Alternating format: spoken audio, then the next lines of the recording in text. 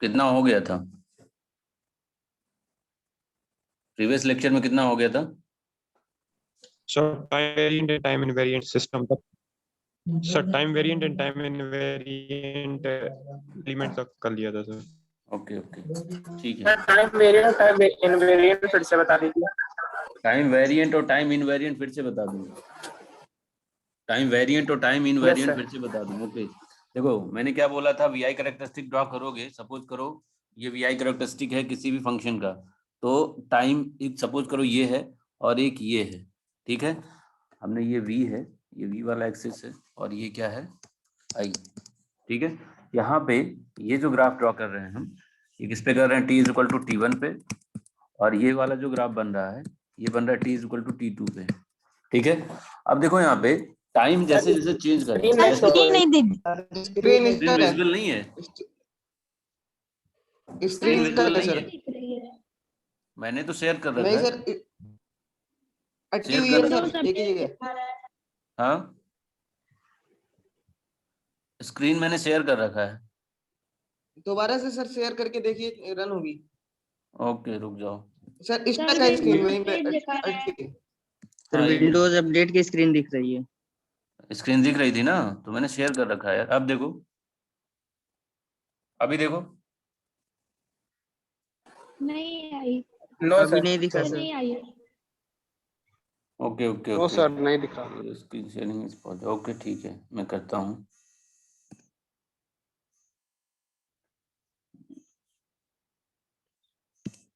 अभी देखो, अभी देखो हो रहा है क्या शेयर? अभी शेयर हो रहा है क्या? अभी दिख रहा है? सर अब तो शेयर कर रहा हूँ।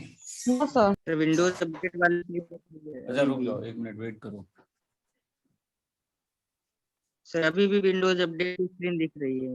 विंडोज अपडेट स्क्रीन दिख रही है, रुक जाओ।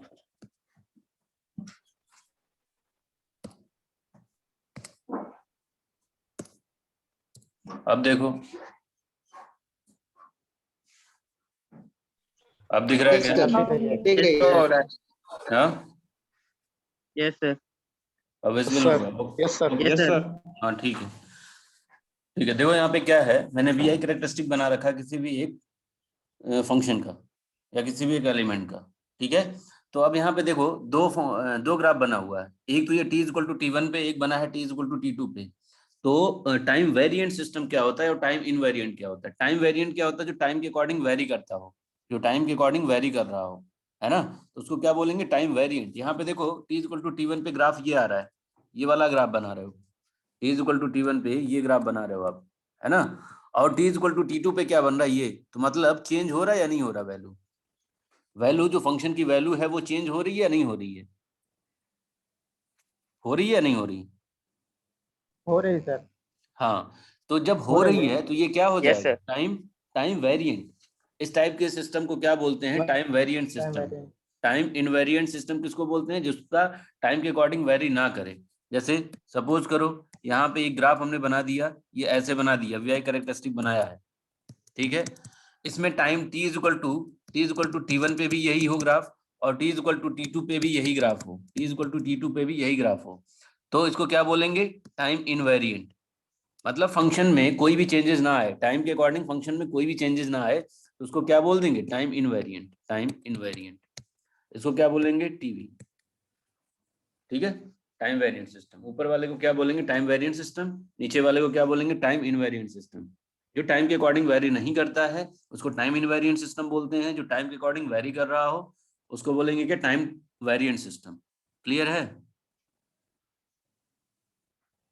ये चीज क्लियर है कि नहीं? Yes sir. हाँ ठीक है, चलो। Yes sir. ओके ओके अब आज स्टार्ट हम करने वाले थे क्या, classification of sources. Classification of sources, है ना। क्लासिफिकेशन ऑफ सोर्सेज मैंने स्टार्ट करने वाला था, तो आप यस सर। हाँ लिखिए, हेडिंग डालिए classification of sources. Classification of sources. कितने टाइप के सोर्सेज होते हैं, मैंने कल बताया था, कितने टाइप के होते हैं? कितने टाइप के होते हैं sources? Two type, dependent voltage and current. Independent. Two types के सोर्सेज होते हैं। कौन कौन से? डिपेंडेंट सोर्स होते हैं और इंडिपेंडेंट सोर्स होते हैं। दो टाइप के होते हैं। कौन कौन से? Dependent and independent. डिपेंडेंट का मतलब होता है जो किसी और एलिमेंट पे डिपेंडेंट हो, किसी और पे डिपेंडेंट हो, उसको बोलेंगे क्या? Dependent source. और इंडिपेंडेंट का मतलब वो खुद ही डिलीवर करता हो एनर्जी, किसी और पे डिपेंडेंट ना हो, तो उसको बोलेंगे क्या? Independent source. Independent source. ठीक है, तो हेडिंग डालिए independent source. Independent source. Independent source.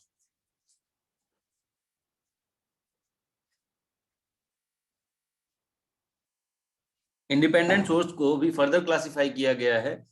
कितने टाइप के होते हैं independent source?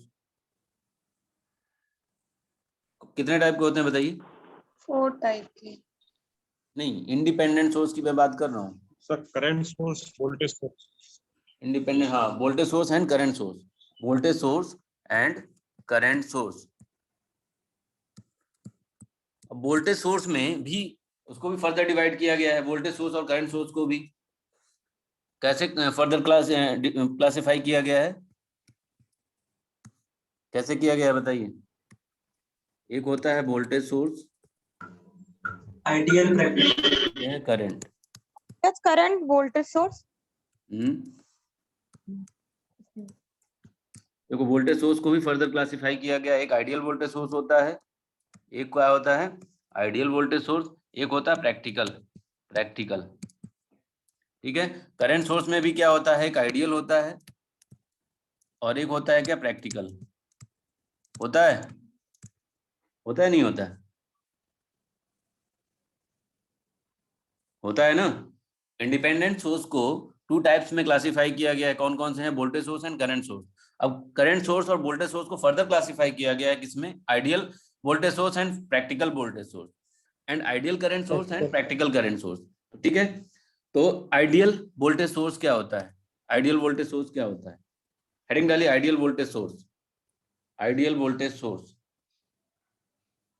Ideal voltage source, इसमें लिखिए load voltage. Load voltage is independent of load current. Load voltage is independent of load current. Load voltage is independent of load current.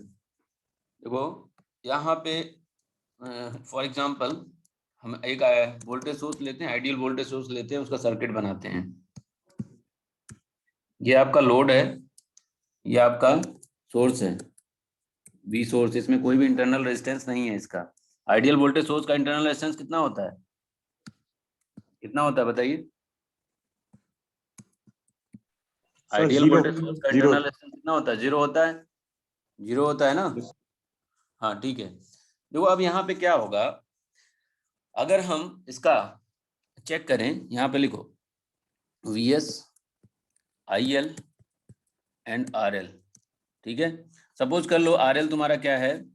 RL क्या है? First case में RL क्या है? 5 ओम। 5 ohm and VS कितना है? 10 volt. तो IL कितना आएगा यहाँ पे? IL कितना आएगा? IL कितना आएगा बताइए? 2 एम्पियर आएगा ना। 2 एम्पियर। 2 एम्पियर आएगा। अब बताओ VL कितना आएगा? VL कितना आएगा? यहाँ पे एक VL वाला ब्लॉक हम बना देते हैं। सब VS के बराबर। हाँ, VL क्या आएगा? VL क्या आएगा? जो RL के क्रॉस जो वोल्टेज होता है उसको क्या बोलते हैं?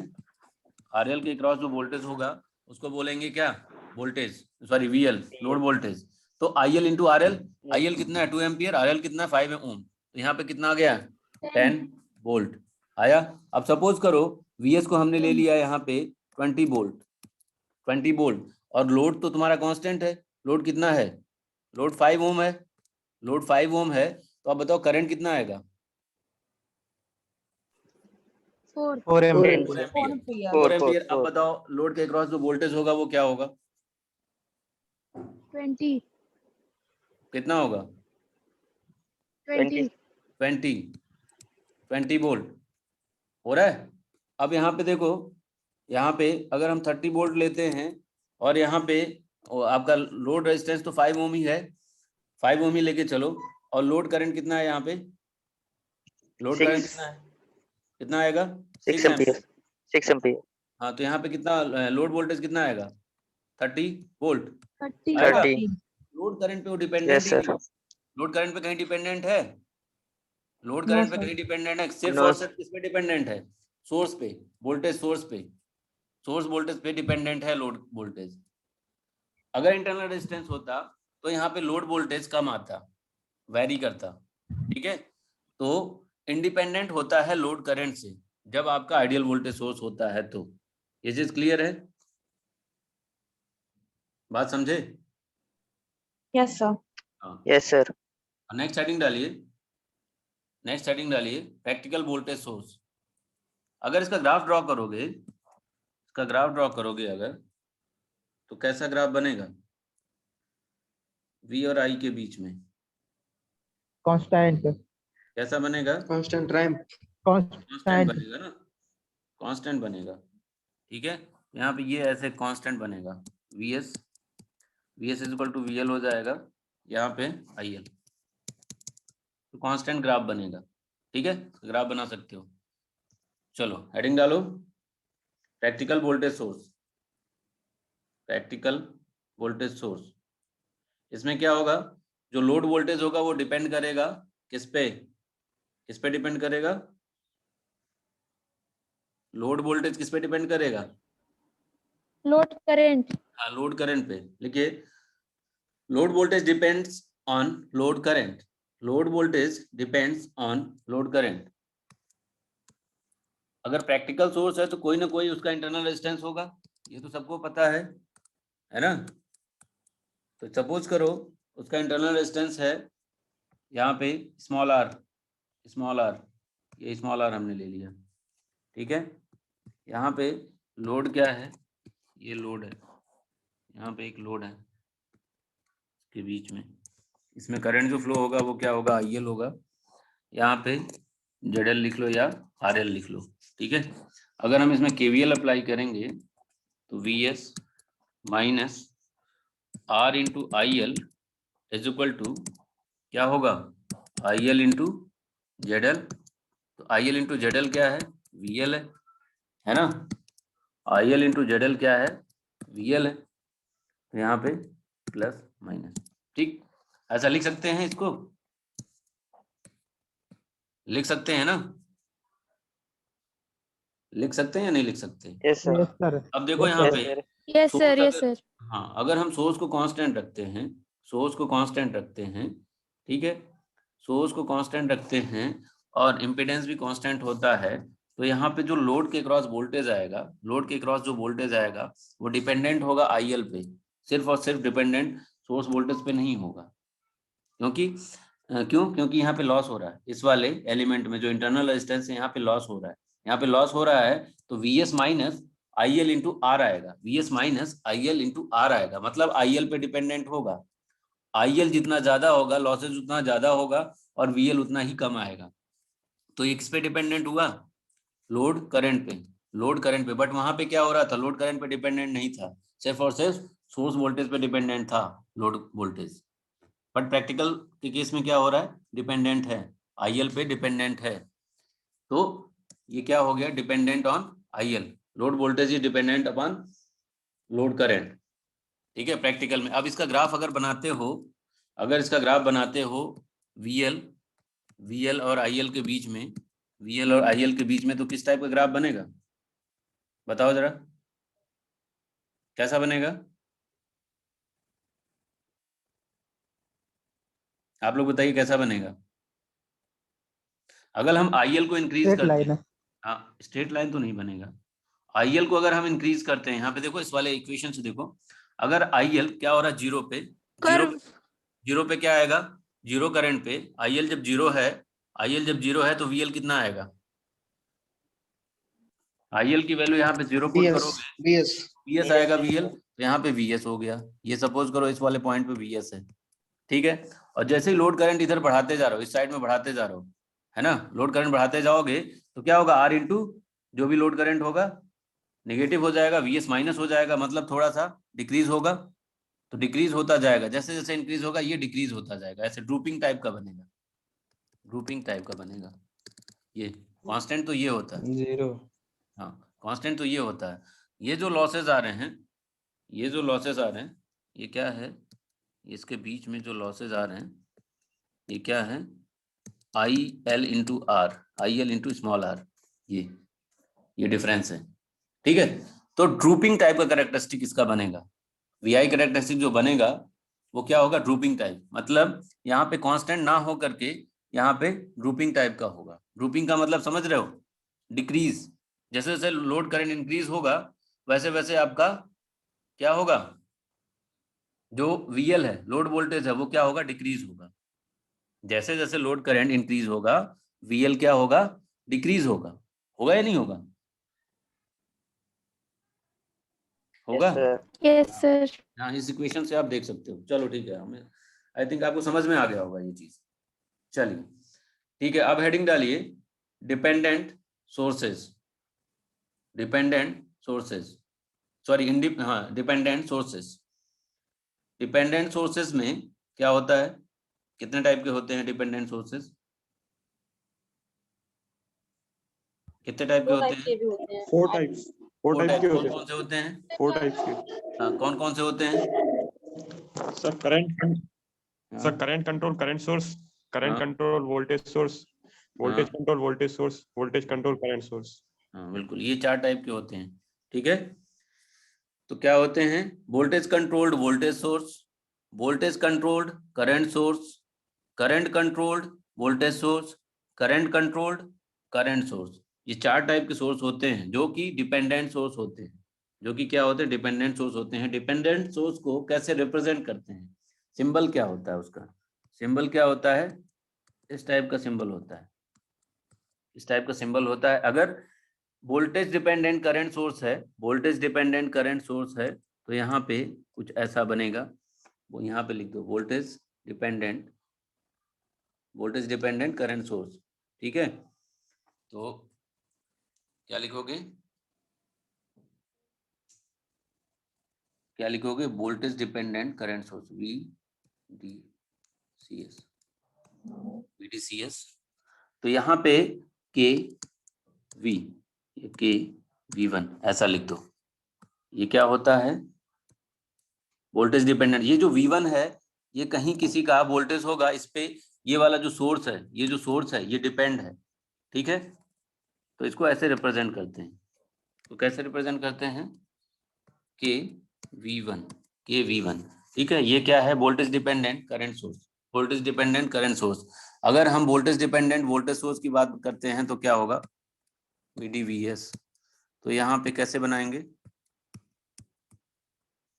ये देखो, ये हो जाएगा KV1, इसको क्या बोलते हैं, वोल्टेज डिपेंडेंट वोल्टेज सोर्स, ठीक है। अब current dependent current source, current dependent voltage source बना लो पहले, करंट डिपेंडेंट वोल्टेज सोर्स, इसका कैसे बनाओगे, करंट डिपेंडेंट वोल्टेज सोर्स। तो यहाँ पे KI1 वोल्टेज सोर्स है, तो ये प्लस ये माइनस, ये क्या हो गया, करंट डिपेंडेंट वोल्टेज सोर्स। अब एक और बनाओ, करंट डिपेंडेंट करंट सोर्स, इसका कैसे बनाओगे, यहाँ पे KI1, ठीक है। ये सिंबल होते हैं। ये क्या है, VDCS का मतलब क्या हुआ, voltage dependent current source. VDVS का मतलब क्या हुआ, voltage dependent voltage source, voltage dependent voltage source, ठीक है। और CDVS का मतलब क्या हुआ, current dependent voltage source. CDCS का मतलब क्या है, करंट डिपेंडेंट करंट सोर्स।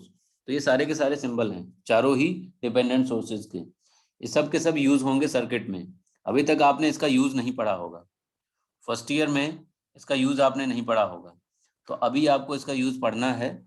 और इसकी यूज की वजह से सर्किट जो है वो कॉम्प्लिकेटेड हो जाता है थोड़ा सा। तो सर्किट में कैसे यूज करते हैं मैं आपको दिखाता हूँ ये चीज। सपोज करो आपके पास एक सर्किट है,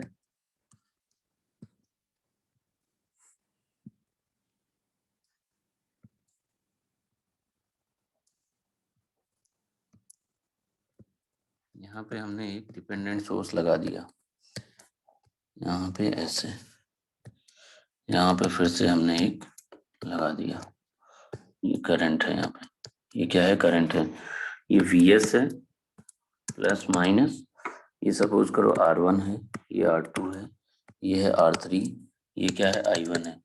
ठीक है, यहाँ पे हमने ये प्लस कर दिया, ये माइनस कर दिया, ये लिख दिया हमने KVS। अब ये बताओ, ये जो सिंबल है ये किसका सिंबल है? ये voltage control VDVS। Voltage source. Voltage dependent voltage source. कौन से वोल्टेज पे डिपेंड है? किस ब्रांच के वोल्टेज पे डिपेंडेंट है? ये कहाँ पे डिपेंडेंट है? ये इस सर्किट में कहीं दिख रहा है जिसके ब्रांच से वो डिपेंडेंट हो, जिसके ब्रांच के वोल्टेज से डिपेंडेंट हो?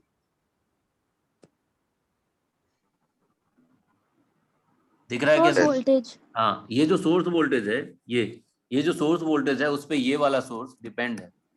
ठीक है, अगर हम Yes, इसी sir. चीज को क्या कर दें, चेंज कर दें, यहाँ पे हम कर दें I1, ये I1। अब बताओ ये क्या है? I1 पे डिपेंडेंट होगा। हाँ, I1 कहाँ पे है? ये वाला जो I1 है इस पे डिपेंडेंट है ये सोर्स। ठीक है, और चलो ठीक है, सपोज करो हमने यहाँ पे, सपोज करो R2 में I2 करंट फ्लो हो रहा है, तो हमने ये KI2 कर दिया। अब बताइए किस पे डिपेंड होगा, कौन से ब्रांच पे डिपेंड होगा? RL वाले। RL नहीं, R2 है, ये सॉरी, ये R2 है। हाँ, R2 वाले में होगा। हाँ, इस वाले ब्रांच पे डिपेंड होगा। ऐसे ही सपोज करो Yes, sir. इसमें I3 करंट फ्लो हो रहा है, I3, हमने यहाँ पे I3 कर दिया, KI3 कर दिया। अब बताइए किस पे डिपेंड है? R3। हाँ, इस वाले ब्रांच पे डिपेंड है। ठीक है, सपोज करो इसके अक्रॉस जो वोल्टेज है V1 है, ये प्लस माइनस। ठीक है, यहाँ पे हमने क्या कर दिया, हमने कर दिया KV1। अब बताइए किस पे डिपेंड है ये? R1। हाँ, R1 R1 पे। वाले, R1 के अक्रॉस जो वोल्टेज है उस पे डिपेंड है। ठीक है, तो ऐसे डिपेंडेंट सोर्स का यूज होता है। ठीक है, अब हम सॉल्व कैसे करते हैं, थ्योरम्स कैसे सॉल्व करते हैं, जहां भी डिपेंडेंट सोर्स आ जाते हैं उस पे थ्योरम कैसे सॉल्व करते हैं, ये सारी की सारी चीजें आप डिटेल में पढ़ेंगे आगे, ये आपने फर्स्ट ईयर में नहीं पढ़ा होगा। ठीक है, और इसी टाइप के क्वेश्चन आपके गेट में आते हैं जिसमें डिपेंडेंट सोर्स कनेक्टेड होते हैं। सिंपल क्वेश्चन नहीं देता है गेट, और आपको लग तो रहा होगा बहुत इजी है, इजी नहीं है। अगर आपको कॉन्सेप्ट समझ में नहीं आया है तो ये बिल्कुल भी इजी नहीं है, सॉल्व तो कर लोगे लेकिन आंसर गलत होगा। अगर कॉन्सेप्ट समझ में आ गया है तो इजी हो जाएगा ये। ठीक है, तो इसको ध्यान से पढ़िएगा। चलिए ठीक है, केवीएल केसीएल तो आप लोगों को पता ही है क्या होता है, केवीएल केसीएल पता है ना? Yes, sir.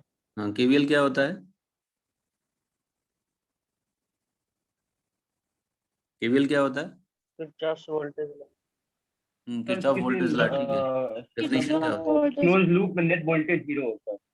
हाँ, algebraic sum of, So sigma E equals to sigma IR.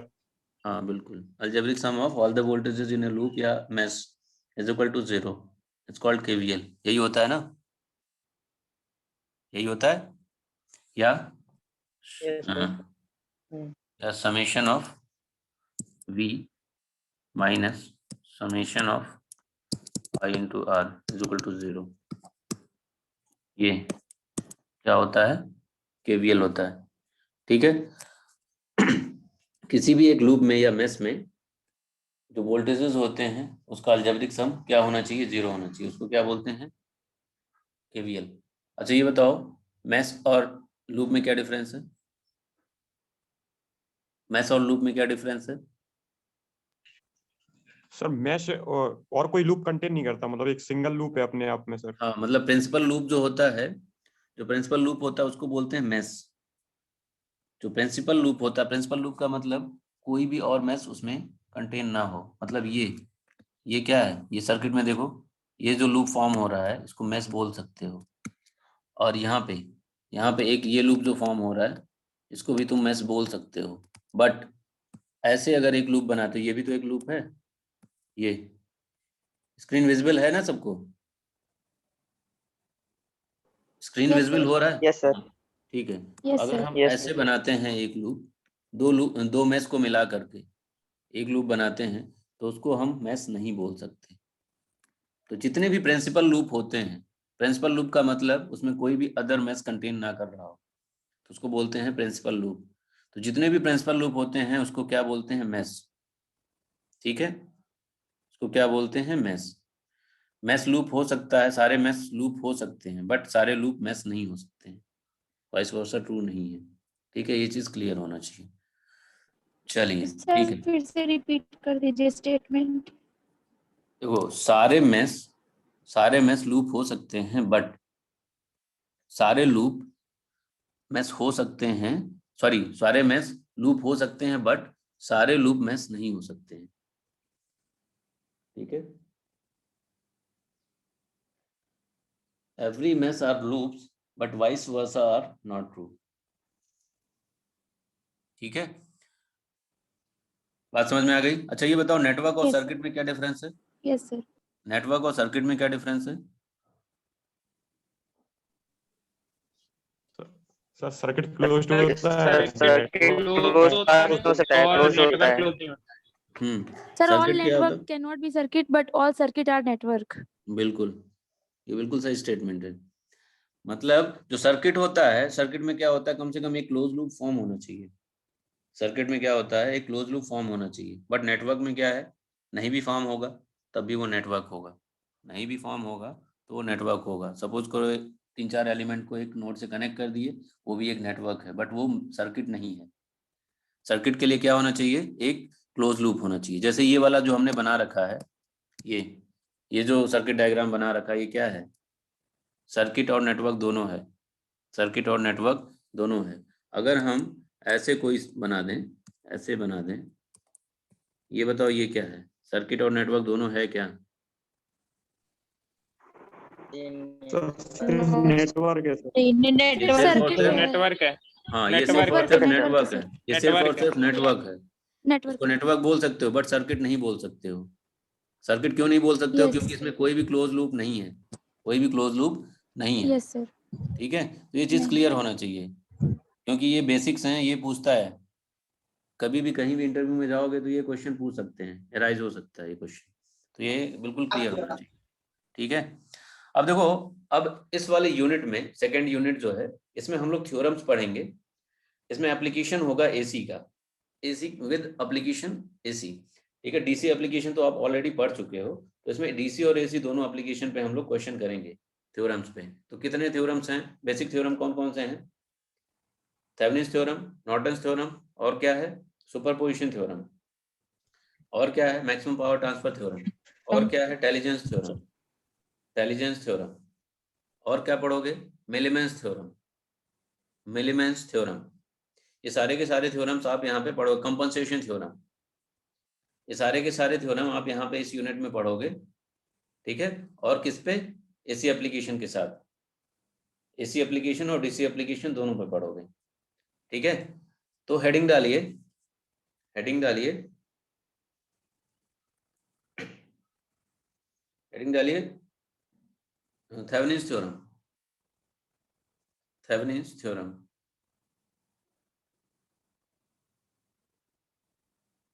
Thevenin's theorem.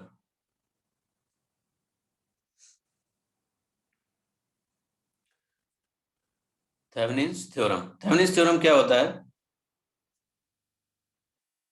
कोई बताओ, थेवेनिन्स थ्योरम क्या होता है?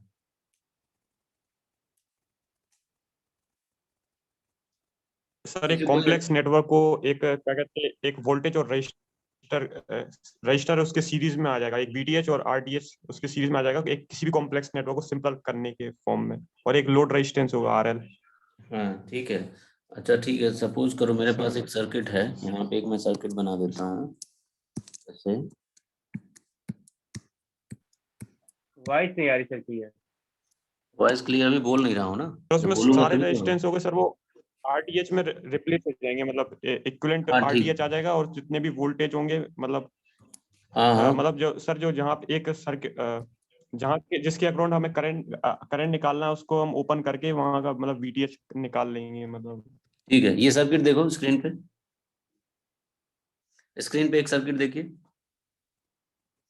बताइए यहाँ पे हम थेवेनिन थ्योरम अप्लाई कर सकते हैं क्या? Yes, sir. कर सकते हैं? No, sir. No sir, no sir. Resistance. Sir, resistance. कितने लोग कह रहे हैं कर No, सकते sir. हैं? कितने लोग कह रहे हैं कर सकते हैं? देखो, थेवेनिन थ्योरम वहीं पे एप्लीकेबल होता है जहां पे लीनियर बायलैटरल नेटवर्क होता है।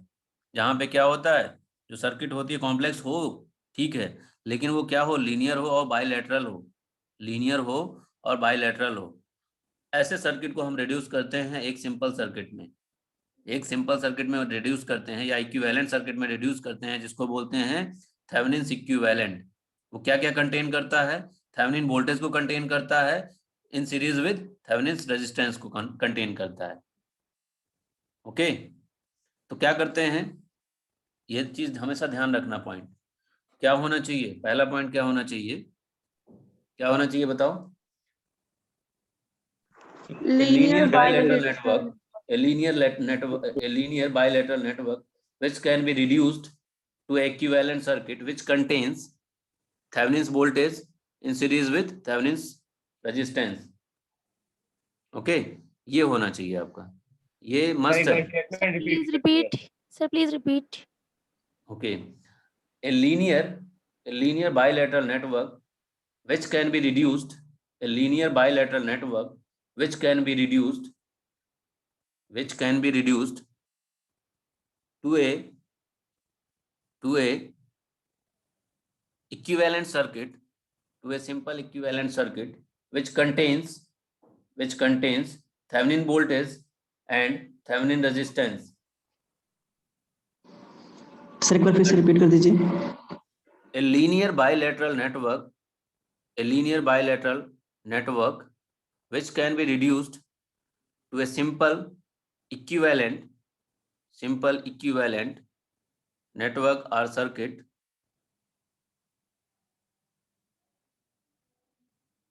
which contains Thevenin's voltage and Thevenin resistance.